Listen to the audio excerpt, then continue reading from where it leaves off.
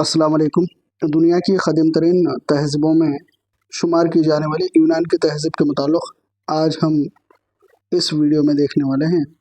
Already हम क़दीम तहज़ीबों को देख रहे थे, जिसमें वादी सिंध की तहज़ीब, मिस्र की तहज़ीब, मेसोपोटामिया की तहज़ीब और चीनी तहज़ीब, इन तमाम तहज़ीबों के बारे में पिछले वीडियो में मुताला कर चुके हैं। आज दुनिया की एक अजीम तहज़ीब जिसे हम यूनानी तहज़ीब या फिर ग्रीक सिविलाइजेशन के नाम से जानते हैं, इसके बारे में आज इस वीडियो में मुताला करेंगे। यूनान की जो तहज़ीब है, इसके मुताल्लिक़ मशहूर मौरिख़, मशहूर तारीख़दान, मशहूर हिस्टोरियन अर्नाल्ड टैनबी ने कुछ यूँ कहा था कि जो यूनान की जो तहज़ीब है, ये तहज़ीब यूरोप की तमाम तहज़ीबों के उरूज की बुनियाद है। इसीलिए माँ के पेट में पलने वाले बच्चे की तरह यूरोपीय तहज़ीबें यूनानी माशरे में परवान चढ़ी। यानी जो कुछ बर-ए-आज़म यूरोप में आज मौजूद है, उन तमाम सक़ाफ़त की जड़ें यूनान तहज़ीब से मिली हुई हैं। यानी जो कुछ यूरोप में जदीदियत है या फिर इनका इल्म हुनर है, तमाम के पीछे यूनानियों का ही हाथ है। अर्नाल्ड टैनबी का कहना यूँ था कि माँ के पेट में पलने वाले बच्चे की तरह यूरोपीय तहज़ीबें यूनानी माशरे में परवान चढ़ी। तो ये यूनानी तहज़ीब कितनी अहमियत रखती है दुनिया के लिए, इस बात को दर्शाता है अर्नाल्ड टैनबी का एक कौल। ओके, तो अब यूनान तहज़ीब के मुताल्लिक़ दूसरी चीज़ें देखेंगे हम। सबसे पहले देखेंगे यूनानी तहज़ीब की जोग्राफियाई साख्त, यानी इसका मैल वक़ूफ़ कहाँ से कहाँ तक फैला हुआ था और इसकी जोग्राफियाई साख्त किस तरह है, देखेंगे। इस तहज़ीब को अलग-अलग नामों से जानते हैं। पहला तो ग्रीक की तहज़ीब, यूनान की तहज़ीब और हेलस की तहज़ीब भी कहते हैं। यानी ग्रीक, यूनान, हेलस एक ही जगह को कहते हैं जो जज़ीरा-नुमा सरज़मीन थी, और इस सरज़मीन पर परवान चढ़ने वाली तहज़ीब ग्रीक की तहज़ीब, यूनान की तहज़ीब या फिर हेलस की तहज़ीब कहलाती है। ये जो यूनान है, ये यूरोप के जो खुश्की का इलाक़ा जिसे मेन लैंड कहते हैं, इस इलाक़े से मेडिटेरियन समंदर और बहर रूम तक फैला हुआ है। मेडिटेरियन समंदर और बहर रूम तक यूरोप के जो मेन लैंड है, उस मेन लैंड से बहर रूम और फिर मेडिटेरियन समंदर जो है, वहाँ तक ये इलाक़ा फैला हुआ है। इस जज़ीरा-नुमा इलाक़े को कई एक समंदर से जुड़ा हुआ हम पाते हैं। ये तमाम के तमाम समंदर इस तहज़ीब से ही ताल्लुक़ रखने वाले हैं या फिर इस यूनान से ही ताल्लुक़ रखने वाले समंदर हैं। उसमें एजियन समंदर है, एड्रियाटिक समंदर है और आयोनियन समंदर है। ये तीन समंदर और बहुत बड़ा खुश्की का इलाक़ा, ये तमाम मिलकर हम यूनान शुमार करते हैं। ये जो समंदरें हैं, इस पर भी क्वेश्चन आ सकते हैं कि बर-ए-आज़म एशिया को यूनान से कौन जुदा करता है, इस तरह का क्वेश्चन आ सकता है। ये एजियन समंदर और फिर बर-ए-आज़म एशिया के दरमियान रहने वाला समंदर है। और ये जो समंदरी इलाक़ा है, कोई भी यूनान का इलाक़ा समंदर से 40 मील दूरी पर देखने को नहीं मिलता। इसलिए इस तहज़ीब के लोगों ने बाहरी फ़ौज को बहुत ज़्यादा मजबूत किया था ताकि वो समंदर पर अजरादारी क़ायम कर सकें। तो ये यूनान की जोग्राफियाई साख्त के बारे में हम देख रहे थे। यूनान की जोग्राफियाई साख्त यूरोप के मेन लैंड से जुनूब की तरफ इलाक़े पर आबाद है और ये एजियन, एड्रियाटिक और आयोनियन, ये तीन समंदरों पर मुश्तमिल ये जज़ीरा-नुमा इलाक़ा है और ये तमाम के तमाम इलाक़े समंदर से जुड़े हुए हैं। कोई भी इलाक़ा 40 मील से ज़्यादा दूरी पर नहीं है। और ये जो तहज़ीब है, दुनिया की क़दीम तरीन तहज़ीबों में आला तरीन तहज़ीब मानी जाती है। और इसके अलावा अगर हम अंदरूनी साख्त, ज़मीनी साख्त देखेंगे, तो यहाँ पर छोटी छोटी पहाड़ियाँ, वादियाँ कई एक देखने को मिलती हैं और इन तमाम पहाड़ियाँ और वादियाँ कटे फटे इलाक़े से ये मुल्क बसा हुआ है। ओके, तो यहाँ पर यूनान की जो क़दीम क़बाइल जो पहले थे, उन्हें हेलियन के नाम से जाना जाता है। जो हेलियन जो क़बाइल हैं, वो इंडो यूरोपियन नस्ल से ताल्लुक़ रखने वाले हैं। तो क्वेश्चन आ सकते हैं इम्तिहान में, यूनान में जो क़दीम तरीन आबाद क़बाइल थे, उन्हें किस नाम से जाना जाता है, इस तरह का सवाल आ सकता। तो हेलियन कबाइल जो कदीम तरीन यूनान में जो कबाइल थे उन्हें हेलियन के नाम से जाना जाता है और वो इंडो यूरोपियन नस्ल से ताल्लुक़ रखने वाले हैं। और ये लोग दरअसल यूनान के मुकामी बाशिंदे नहीं हैं बल्कि खानाबदोश चरवाह थे। ये अपने और अपनी जानवरों की परवरिश की खातिर या फिर उनकी ग़िज़ा की तलाश में वो दरियाई डेनूब से यूनान की तरफ निकले और क़ब्ल मसीह 1400 में ये यूनान की सरजमीन पर पहुँचे। यानी जो ग्रीक है या फिर यूनान है, यूनान की सरजमीन पर ये जो कबाइल हेलियन थे ये 1400 क़ब्ल मसीह में दरियाई डेनूब से हिजरत करते हुए ये यूनान पहुँचे और इन्होंने सन 1200 क़ब्ल मसीह में 10 साल तक चढ़ाई करते हुए यहाँ का मशहूर शहर था ट्राय शहर, उस ट्राय शहर को इन्होंने फतह किया था हेलियन बाशिंदों ने। तो ये ट्राय के शहर को फतह करने में बहुत ही मशक्क़त करनी पड़ी थी इन्हें। तो वहाँ के मुकामी बाशिंदे जो ट्राय नामी शहर में आबाद थे, बहुत ही मजबूत किले से लैस वो शहर था। उस शहर को फतह करने में इन्हें बहुत बड़ी दिक्कत हुई और वो शहर जब फतह किए तो वहाँ पर बहुत बड़े पैमाने पर लूट मार या फिर खून खराबा हुआ। उन तमाम चीज़ों को होमर नामी एक बहुत बड़ा शायर व अदीब है यूनान की तहज़ीब का, वो अपनी किताब इलियड में तफसीलन बयान करता है। तो इस पर भी क्वेश्चंस आ सकते हैं, यूनान का वो कौन सा अदीब है जो ट्राय शहर के ज़वाल को अपनी किताब में बयान करता है, इस तरह का सवाल आ सकता है।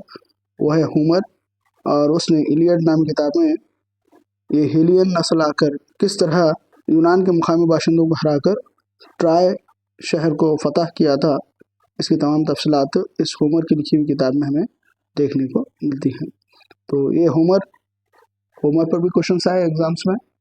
होमर की लिखी हुई किताब का नाम क्या है, इस तरह का सवाल भी आ चुका है पिछले एग्जाम्स में। होमर की किताब इलियड और ओडेसी बोल के है। तो इस इलियड किताब में इसने दरियाई डेनूब से आने वाले जो इंडो यूरोपियन कौम थी हेलियन, उन्होंने किस तरह मुकामी बाशिंदे यूनान के थे उनको हराकर ट्राय शहर को फतह किया, इसकी तमाम तफसीलात इसने अपनी किताब इलियड में दी है।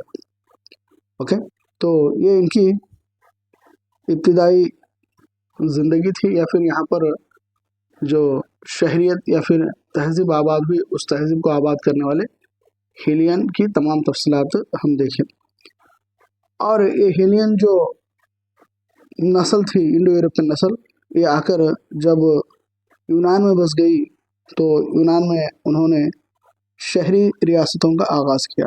जो शहरी रियासतें थी, इन शहरी रियासतों का आगाज़ 8वीं सदी क़ब्ल मसीह में हुआ और इब्तिदा में ये तमाम शहरी रियासतें लिहाजा देहात थे, जब आबादी बढ़ी तो वो शहरों में तब्दील हुए और उन शहरों में शहरी रियासतों का आगाज़ हुआ। तो शहरी रियासतें किस तरह की होती थी, तो शहर की हिफाजत के लिए ये किला तामीर करवाया जाता था और उस मजबूत किले के ज़रीन तमाम लोग रहा करते थे, बसा करते थे। यानी वो किले के अंदरूनी इलाके में रहने वाला जो इलाका था, वो जो शहर था, वही शहरी रियासत कहलाता था। इस तरह की शहरी रियासतें जो थी, इन्हें अर्कापोलिस या फिर सीतादल से घिरी हुई हम पाते हैं। यानी जो किला होता, किले के अंदर जो इलाके में रहने वाले आबाद जो लोग थे, उन लोगों पर मुश्तमिल जो हुकूमत होती थी, उन्हें शहरी रियासतें कहा जाता था। यानी किले के अंदर रहने वाले लोगों पर मुश्तमिल हुकूमत। तो इस तरह की हुकूमतों का आगाज़ इन्होंने किया। इस तरह की हुकूमतें या फिर इस तरह के शहर जो शहरी रियासतें रखती थी, उस दौर की मशहूर शहरी रियासतें एथेंस, स्पार्टा, मकदूनिया जिसे मैसेडोनिया के नाम से जानते हैं, इसके अलावा कोरियंथ और तिब्स थी। ये तमाम की तमाम शहरी रियासतें यूनान में मौजूद थीं। इन तमाम शहरी रियासतों को मिलकर यूनान की तहज़ीब आबाद थी।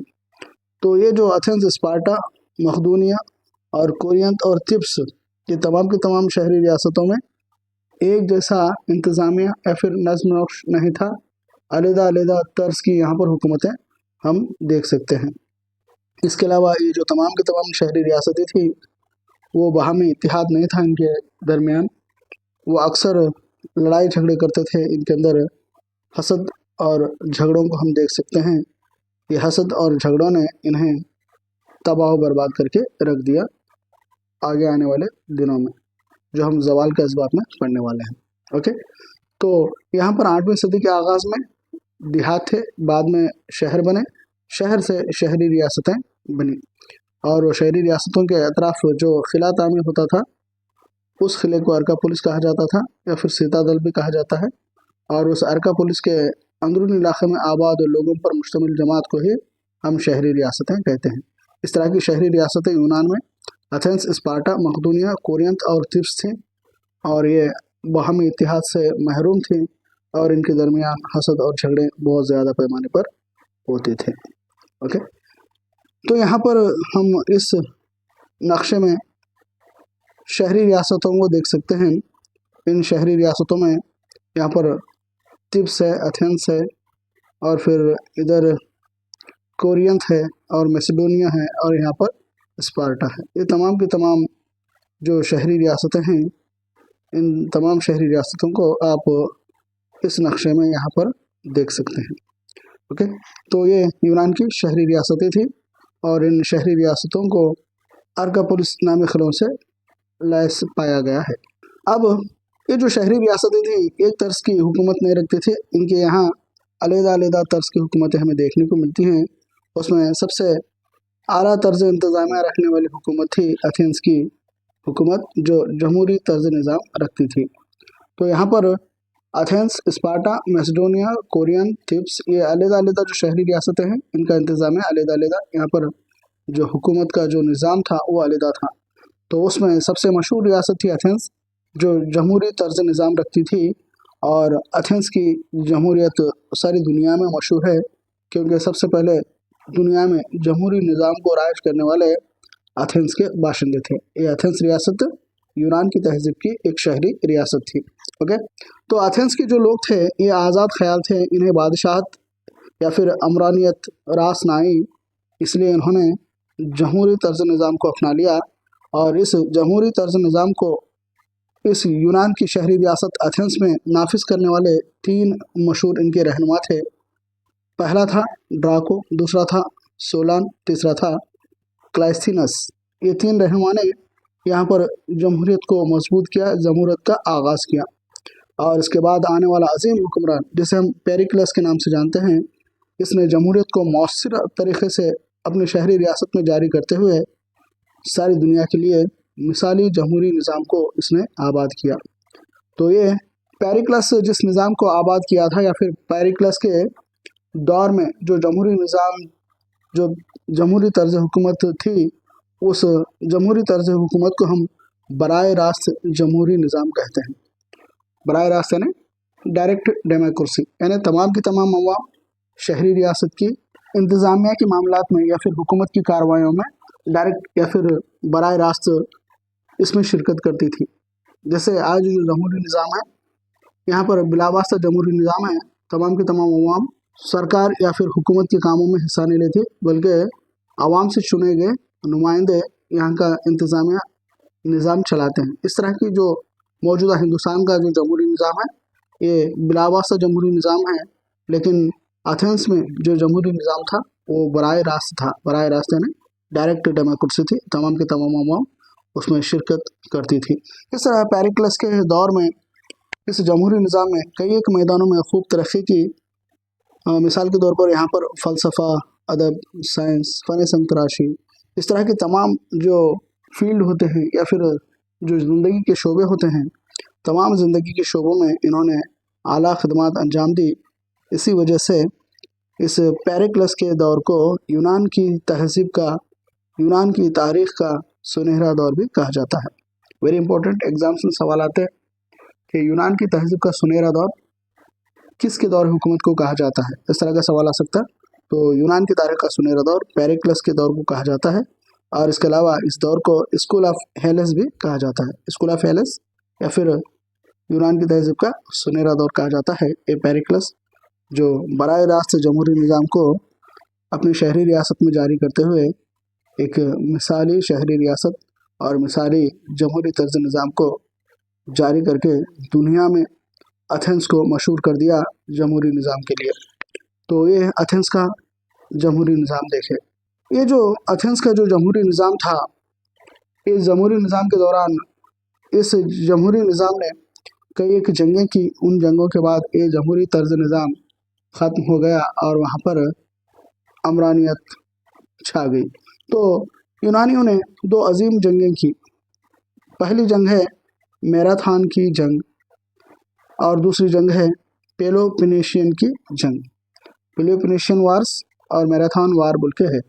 तो ये दो जंगें यूनान ने की थी और इन दो जंगों के बाद ये शहरी रियासत कमज़ोर पड़ गई और दूसरी शहरी रियासतों ने इस पर कब्ज़ा करते हुए अपनी शहरी रियासत में जम कर लिया। इसके बारे में देखेंगे हम नेक्स्ट। तो सबसे पहले देखेंगे हम इस शहरी रियासत में जो जंग हुई थी उसे पहली जंग को कहते हैं मैराथन की जंग। ये 5वीं सदी क़ब्ल मसीह में होने वाली जंग है। ये जंग में एथेंस की क़यादत थी और यूनान की तमाम शहरी रियासतें इस जंग में शामिल थी। एथेंस की क़यादत में तमाम यूनान की शहरी रियासतों ने मिलकर पर्शिया या फिर फारिस्तान, जिसका मौजूदा नाम है ईरान के साथ जंग की थी। इस जंग को बैटल ऑफ मैराथन के नाम से जाना जाता है, मैराथन की जंग के नाम से जाना जाता है। और इस जंग में यूनानियों को शिकस्त हुई थी, लेकिन शिकस्त होने के बावजूद भी इन्होंने ईरान के हुक्मरानों के खिलाफ एहतजाज करते हुए आज़ादी हासिल करते हुए अपने तर्ज निज़ाम को, तर्ज इंतज़ामिया को दोबारा लाने में कामयाब हुए थे, लेकिन इनकी ताकत इस दौरान कमज़ोर हो गई थी। तो ये पहली थी मैराथन की जंग। एग्जाम्स में सवाल आ सकते हैं, मैराथन की जंग किन किन के दरमियान हुई? तो यूनान की तमाम शहरी रियासतें और फिर ईरान या फिर फारिस्तान या फिर पर्शिया, ईरान और यूनान के दरमियान ये जंग हुई थी क़ब्ल मसीह 490 में। 5वीं सदी क़ब्ल मसीह भी कहते हैं या फिर क़ब्ल मसीह 490 में जंग हुई थी। और इस जंग में यूनान की तमाम शहरी रियासतें एथेंस की क़यादत में इस जंग को लड़ा था, लेकिन यूनान की तमाम शहरी रियासतों को इस जंग में शिकस्त का मुंह देखना पड़ा था और पर्शिया, ईरान ने इस जंग में फतह हासिल की थी। तो दोबारा इन्होंने इनके खिलाफ एहतजाज करते हुए दोबारा आज़ादी तो हासिल कर ली, इनके चुंगल से छुटकारा तो पा लिया, लेकिन इनकी तहजीब कमज़ोर पड़ गई। और दूसरी जंग है पेलोपोनेशिया की जंग या फिर पेलोपोनेशियन वार के नाम से जाना जाता है। ये जो जंग है ये क़ब्ल मसीह 431 था 404 के दरमियान हुई थी और ये यूनान की दो शहरी रियासतें स्पार्टा और एथेंस के दरमियान हुई थी। एथेंस और स्पार्टा के दरमियान हुई थी और इस जंग में स्पार्टा ने एथेंस को शिकस्त देते हुए एथेंस की जमहूरी निज़ाम का ख़ात्मा किया और एथेंस की सकाफ़त का ख़ात्मा करते हुए, इसकी रौनक व जलाल का ख़ात्मा करते हुए इस जमहूरी तर्ज निज़ाम को अपनी शहरी रियासत स्पार्टा ने अपने तर्ज निज़ाम में शामिल कर लिया। इस तरह यूनान की अजीम जमहूरिया का ख़ात्मा हुआ। तो ये दो जंगें हैं जो यूनान की तहज़ीब का ख़ात्मा करने वाली जंगें हैं। पहली थी मैराथन की जंग, जिसमें इन्होंने ईरान के साथ लड़ा था। दूसरी जो जंग है पेलोपोनेशियन जंग, जिसमें एथेंस और स्पार्टा दोनों यूनान की शहरी रियासतें हैं, एक जमहूरी तर्ज निज़ाम रखने वाली और दूसरी बादशाहत रखने वाली। तो बादशाहत रखने वाली स्पार्टा ने एथेंस की जो जमहूरी तर्ज निज़ाम की हुकूमत वाली रियासत थी उसको हराकर क़ब्ल मसीह 431 था 404 के दरमियान होने वाली जंग में शिकस्त देकर एथेंस को स्पार्टा ने अपनी शहरी रियासत में जम कर लिया था। तो इस तरह ये जो यूनान की तहज़ीब की अजीम जमहूरी तर्ज निज़ाम रखने वाली जो एथेंस की हुकूमत थी, एथेंस का जमहूरी निज़ाम था, इसका ख़ात्मा हुआ। यह है आपकी स्क्रीन पर पेरिक्लस, जिसने एथेंस की तहज़ीब के दौरान अजीम इंतज़ामिया देते हुए जमहूरी तर्ज निज़ाम को मौसर तरीक़े से जारी करते हुए मिसाली दौर या फिर सुनहरा दौर को आबाद करने वाला हुक्मरान पेरिक्लस के दौर को यूनान की तहज़ीब का सुनहरा दौर या फिर एथेंस की तहज़ीब का सुनहरा दौर कहा जाता है। ओके, इसके अलावा अब दूसरी शहरी रियासत है मकदूनिया। या फिर जिसे हम मैसेडोनिया के नाम से जानते हैं। तो इस मकदूनिया शहरी रियासत को उरूज पर पहुंचाने वाला शख्स था सिकंदर आज़म, जिसे हम अलेक्जेंडर के नाम से जानते हैं। ये मकदूनिया का अजीम हुक्मरान था। दरअसल ये फिलिप दुवम का बेटा था। इसका बाप था फिलिप दुवम, जो मकदूनिया या फिर मैसेडोनिया का हुक्मरान था, और उसका बेटा सिकंदर आज़म बाप की मौत के बाद, फिलिप दुवम की मौत के बाद ये बरसर इख्तिदार आया, और ये मशहूर मुफक्किर, मशहूर फ़िलासफ़र अरस्तू का शागिर्द था। और इसने बहुत ही कम मुख्तसर अरसा हुकूमत की है, लेकिन मौसर अंदाज में इसने सारी दुनिया को हिला डाला, और इसने निस्फ यानी आधी दुनिया पर फतेह कर लिया। यहाँ तक कि ईरान को अबूर करता हुआ वो हिंदुस्तान तक भी आ पहुँचा, और हिंदुस्तान के कई हुक्मरानों के साथ इसने जंग की, जिसके बारे में हम आगे पढ़ने वाले हैं। उसने पोरस के साथ और फिर अम्बी के साथ, तमाम के साथ जंगें की। अब नेक्स्ट जो टॉपिक्स आने वाले हैं उसमें हम देखने वाले हैं हिंदुस्तान पर बैरूनी हमले के टॉपिक है। उसमें सिकंदर आज़म का हिंदुस्तान पर जो हमला हुआ उसकी तफसील हम उस बाब में देखने वाले हैं। लेकिन ये जो निस्फ दुनिया फतह करने वाला मकदूनिया का हुक्मरान सिकंदर आज़म जो था, ये बहुत दिन जिंदा ना रह सका। 323 क़ब्ल मसीह में बेबीलोनिया में इसका इंतकाल हो गया। तो ये मकदूनिया की और एक अजीम सल्तनत, उस अजीम सल्तनत का अजीम हुक्मरान सिकंदर आज़म, जिसने आधी दुनिया फतह करके सारी दुनिया को फतह करने का ख्वाब रखने वाला था। ये मशहूर मुफक्किर अरस्तू का शागिर्द था, और इसके बाप का नाम फिलिप दुवम था। इसने फतूहात के सिलसिले को जारी रखता हुआ ईरान और हिंदुस्तान तक कई इलाकों को इसने फतह की थी। यहाँ तक कि मिस्र भी इसने फतह किया था। बर-ए-आज़म अफ्रीका, बर-ए-आज़म यूरोप और बर-ए-आज़म एशिया के कई इलाकों को फतह करने वाला उस दौर का अजीम हुक्मरान, ख़दीम दुनिया का सबसे बड़ा फातिहा अगर कोई तारीख में जाना जाता है तो वो है सिकंदर आज़म। ये भी एक शहरी रियासत थी यूनान की। यह है आपकी स्क्रीन पर सिकंदर आज़म, जो ख़दीम दुनिया का अजीम हुक्मरान समझा जाता है, अजीम फातह समझा जाता है, और इसे अलेक्जेंडर द ग्रेट के नाम से जानते हैं, सिकंदर आज़म के नाम से हम जानते हैं। ओके, अब सिकंदर जब